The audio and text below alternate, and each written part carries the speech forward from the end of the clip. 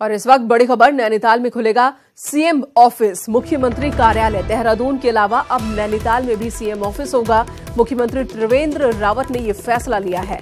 Kumaon commissioner Rajiv Rautela को बनाया गया सीएम का सेक्रेटरी। राज्य की नौकरशाही में कल ही हुआ था बड़ा फेरबदल। अपर मुख्य सचिव राधा रतूड़ी को भी दी गई है सीएम कार्यालय की जिम्मेदारी। तो बड़ी खबर इस वक्त आ रही है, अब नैनीताल में भी सीएमओ होगा, सीएम का दफ्तर होगा। ये फैसला खुद सीएम त्रिवेंद्र सिंह रावत ने लिया है। एक बड़ा फैसला कल भी लिया गया था। सीएम कार्यालय की जिम्मेदारी राधा रतूड़ी को भी दी गई है। अनुपम त्रिवेदी हमारे सहयोगी इस वक्त एडिटर उत्तराखंड से जुड़ चुके हैं। अनुपम, एक बड़ा फैसला, अब नैनीताल में भी सीएमओ। जी, इनफैक्ट ये जो कल जब ट्रांसफर हुए थे, क्योंकि कुमाऊं कमिश्नर है राजीव रौतेला, उनको जब यहाँ सेक्रेटरी बनाया गया मुख्यमंत्री का, तो ये सवाल उठ रहा था कि एक ही अधिकारी जो 300 किलोमीटर दूर बैठता है वो दो जगह की जिम्मेदारी कैसे संभालेगा। तो उस पर आज ये क्लैरिफिकेशन आया है सीएम के वहां से। उन्होंने कहा है कि इसके पीछे लॉजिक ये है कि एक नया ऑफिस नैनीताल में खोलेंगे। कुमाऊं कमिश्नर क्योंकि पूरे कुमाऊं मंडल जो 6 डिस्ट्रिक्ट्स का है वहां का लगातार कामकाज देखते हैं, लोगों से जुड़े हैं, तो लिहाजा मुख्यमंत्री ऑफिस का जितना कोऑर्डिनेशन का काम है, कुछ शिकायतें वगैरह आती हैं जो लोग कुमाऊं के यहाँ तक नहीं पहुंच पाते राजधानी तक, वो वहां पर उनके साथ कोऑर्डिनेट करेंगे और वो इस तरीके से समस्याओं को सुलझाने में, सीएम तक बात पहुंचाने में लोगों की एक ब्रिज का काम करेंगे। इसके पीछे आइडिया ये दिया गया है।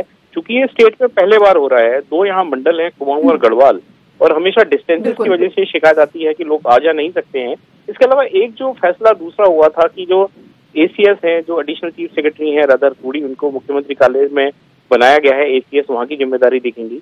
उसके पीछे भी ये लॉजिक दिया गया है कि चूंकि वो अभी तक कार्मिक विभाग देखते नहीं है, प्रदेश में हड़तालें वगैरह बहुत होती रहती हैं या राज्य कर्मचारियों का बड़ा बोलबाला है, तो इस वजह से जो इश्यूज आए दिन आते हैं वो उसको सॉल्व करने में मदद करेंगी। तो ये 2 जो फैसले में इसके पीछे लॉजिक दिया गया। जी बिल्कुल, लॉजिक जो दिया गया है वो अपने आप में सही लग रहा है अनुपम, लेकिन क्या 2 जगह ऑफिस होने से कुछ कंफ्यूजन नहीं होगा? देखिए, मैं आपको थोड़ा सा पीछे ले जाना चाहूंगा। जब हम उत्तर प्रदेश का भी हिस्सा हुआ करता था उत्तराखंड, ये 90 के दशक में, तब इस तरीके से एक सचिवालय बनाने की कोशिश हुई थी हिल्स में, क्योंकि जब हम उत्तर प्रदेश का पार्ट थे, लखनऊ से राजधानी चलती थी, तो ऐसी एक नैनीताल में एक सचिवालय खोला गया था उसमें से। तो उस समय भी यही एक आइडिया था कि जो काम का डिसेंट्रलाइजेशन वो किया जाए। तो यहाँ भी शायद ये मंशा यही है कि जो चीफ मिनिस्टर का ऑफिस है वहाँ सबसे ज्यादा, क्योंकि वही वहाँ से बहुत कुछ कोऑर्डिनेशन होता है, स्टेट के स्कीम्स में है, और क्योंकि एक अधिकारी जब 2 जिम्मेदारी संभालते हैं, सचिव की भी संभालेंगे, तो उनको बहुत से राइट्स मिल जाएंगे काम को ओके करने में, उनको मंजूरी देने में। तो काम का सरलीकरण होगा, डिसेंट्रलाइजेशन होगा, इस तरीके से इसको बताया गया है फिलहाल। अनुपम, धन्यवाद इस वक्त पूरी जानकारी देने के लिए। हम भी यही उम्मीद करेंगे कि अब जब ये फैसला लिया गया है तो ये उत्तराखंड की जनता के लिए फायदेमंद ही साबित हो, जो कि थ्योरी भी दी जा रही है इस फैसले के पीछे कि लोगों को सहूलियत होगी, जो समस्याएं हैं, जो लोगों की बातें हैं, वो सीएम तक जल्दी पहुंच सकेगी और समस्याओं का समाधान भी फिर जल्दी हो सकेगा। इधर गैरसैंण में विधानसभा सत्र और ग्रीष्मकालीन राजधानी को लेकर सरकार और बीजेपी संगठन के बीच चली जुबानी जंग के बाद अब बीजेपी के कई नेता सामने आए हैं। पहाड़ के विधायकों के बयान भी अब सामने आने लगे हैं। इशारों में बीजेपी के नेता और इन विधायकों ने अपने ही संगठन और सरकार को अब नसीहत दी है। बीजेपी राष्ट्रीय सचिव तीरथ सिंह रावत का कहना है कि गैरसैंण में सत्र हो या ना हो, ये फैसला लेना संगठन का मुद्दा नहीं, ये संगठन का अधिकार नहीं बल्कि सरकार का है। लेकिन पार्टी गैरसैंण को ग्रीष्मकालीन राजधानी बनाने के लिए कटिबद्ध है। वहीं इससे एक कदम आगे बढ़ते हुए बीजेपी नेता और रुद्रप्रयाग विधायक भरत सिंह चौधरी ने कहा कि गैरसैंण में मात्र एक सत्र आयोजित करने से कोई फर्क नहीं पड़ेगा। जनभावनाओं के अनुरूप गैरसैंण को पूर्ण राजधानी का दर्जा मिलना चाहिए। गैरसैंण सत्र होना चाहिए, नहीं होना चाहिए, ये सरकार का मुद्दा है, ये हमारा मुद्दा नहीं है। लेकिन हाँ, जनता के हितों की जहां तक बात आती है उस पर दोनों हम लोग पार्टी निर्णय करती है, पार्टी आगे वो फॉलो सरकारें करती हैं, तो उसमें हो ना। जहां तक फिर राजधानी का प्रश्न है उस पर हम कटिबद्ध हैं। और मैं कह, कांग्रेस ने जिस प्रकार जनता को धोखा दिया, छलावा किया, ऐसा भारतीय जनता पार्टी नहीं होने देगी। और हमने कहा कि ये हम लोग ग्रीष्मकालीन राजधानी इसको बनाएंगे और समय आएगा जब भी इस पे सरकार निर्णय लेगी। ये महज सत्र गैरसैंण में होने से हम जो मूल भावना उत्तराखंड की है या पर्वतीय राज्य की जो अवधारणा है, वो सिर्फ एक सत्र आयोजित होने से मुझे नहीं लगता है कि वो पूरा होने वाला है। उसके अलावा भी बहुत सारी चीजें हैं जिन पे काम किए जाने की आवश्यकता है। तो इन नेता और विधायकों की बातों को अगर एक लाइन में कहें तो इन्होंने सीधे सीधे पार्टी अध्यक्ष को नसीहत दी है कि इस मुद्दे पर सरकार अपना काम कर रही है और वो सही दिशा में काम कर रही है। इधर उत्तराखंड विधानसभा का शीतकालीन सत्र 4 दिसंबर से 6 दिसंबर तक चलेगा। इस सत्र में अनुपूरक बजट भी पेश किया जाना है, लेकिन विपक्ष का कहना है कि इस बजट का कोई मतलब नहीं है। सत्र में कई बिल और मुद्दों पर डिस्कशन होने की संभावना है। मुख्य रूप से 2018-2019 के लिए अनुपूरक बजट में कर्मचारियों के वेतन भत्ते, विभागीय मांगों पर चर्चा की जाएगी। साथ ही सरकार की ओर से लाए गए अध्यादेश पर भी चर्चा की जाएगी।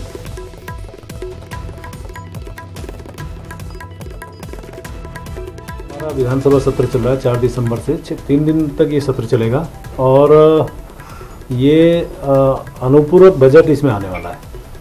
और ऐसा हमारा अभी तक का जो निर्णय है कि पहले दिन प्रश्नकाल के बाद अपने इस क्षेत्र के बहुत ही दिग्गज नेता रहे आदरणीय नारायण दत्त तिवारी जी का जो देहावसान हुआ इस बीच में, तो उनको श्रद्धांजलि दी जाएगी। उसके बाद फिर अनुपूरक बजट उसी दौरान हम लोग इस सत्र के दौरान लाएंगे। बेहतर शिक्षा पाना हर किसी का अधिकार है, लेकिन अक्सर सरकारों की अनदेखी इस अधिकार की आवाज दबा देती है।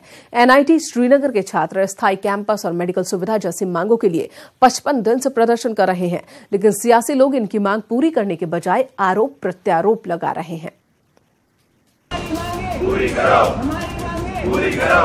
सब पढ़ें सब बढ़ें जैसा सरीखा नारा देने वाले देश की ये वो तस्वीरें हैं जिनमें 55 दिन से छात्र आंदोलन की आग में झुलस रहे हैं, मगर सरकारें आंख मूंदी बैठी हैं।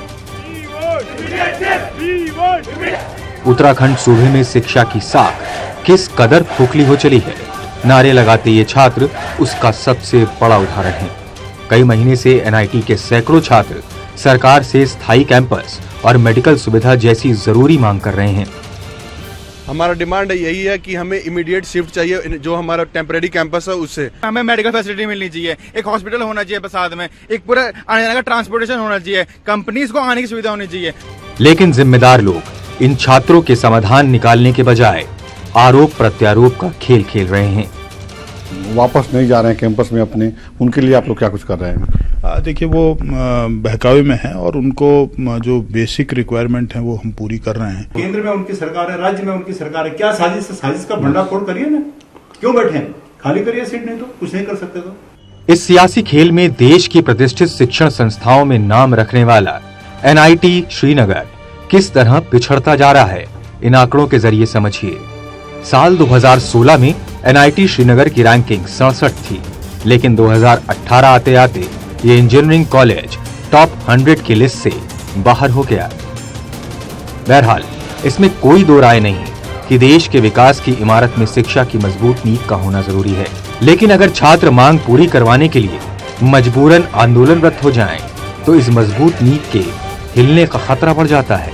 न्यूज 18 के लिए देहरादून से दीपांकर भट्ट की रिपोर्ट। उधर आमरण अनशन पर बैठे संत आत्मबोधानंद को प्रशासन ने जबरन आज अनशन से उठाया और अस्पताल में भर्ती कराया। विगत 24 अक्टूबर से कनखल स्थित मातृ सदन आश्रम में आमरण अनशन पर बैठे थे संत, जिनके स्वास्थ्य रक्षा के लिए आज पुलिस प्रशासन ने ये कदम उठाया।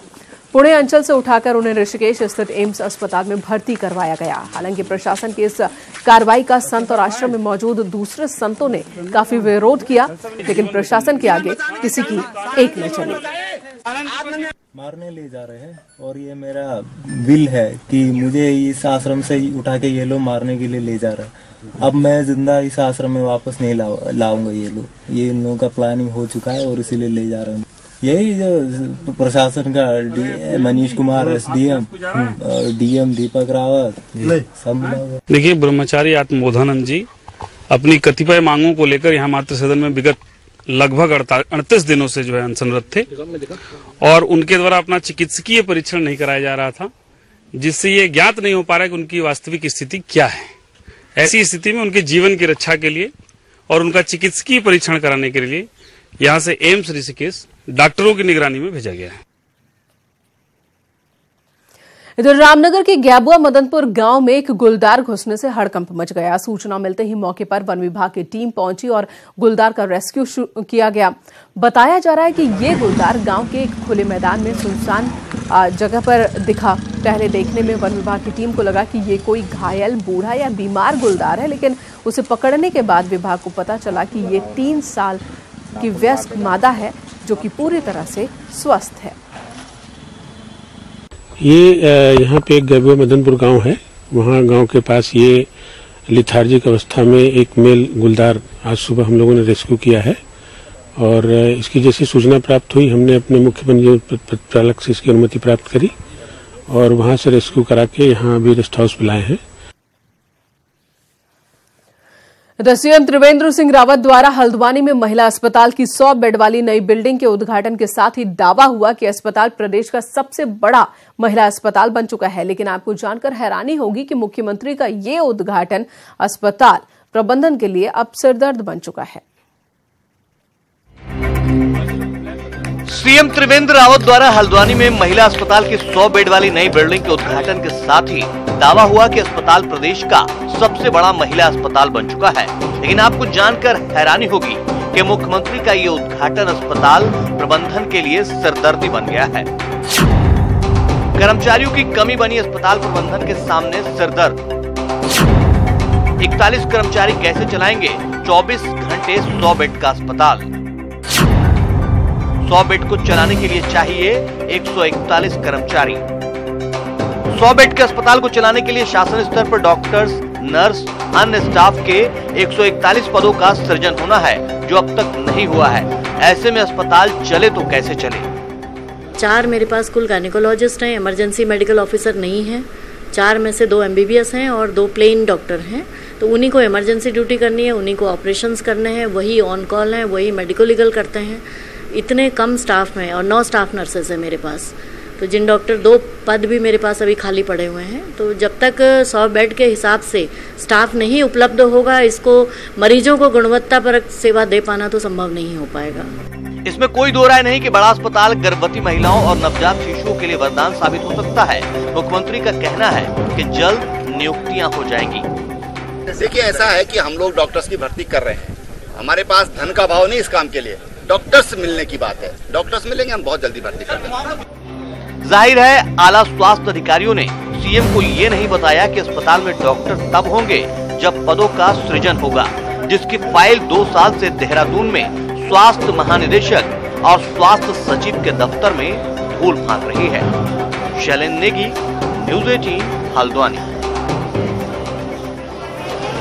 ये तो आप सभी को पता होगा कि चूहे जहां कहीं भी अनाज होता है वहां जमा हो जाते हैं और कुतर देते हैं बोरों को, नुकसान पहुंचाते हैं अनाज को। लेकिन क्या आप अंदाजा लगा सकते हैं, कभी ये सोच भी सकते हैं कि चूहे हजारों बोरे अनाज बोरे समेत लेकर फरार हो जाए? ऐसा हुआ है उत्तराखंड में, ये दावा किया जा रहा है। गरीबों के अनाज पर खाद्य एवं आपूर्ति विभाग के अधिकारी ही डाका डाल रहे हैं। इसके पीछे एक पूरी लॉबी काम कर रही है। न्यूज़ 18 ने आज सीएम के विभाग में चल रहे राशन के काले खेल का सच सामने ला दिया है। दावा यह है कि चूहे बोरे ले गए। हकीकत क्या है, देखिए इस रिपोर्ट में।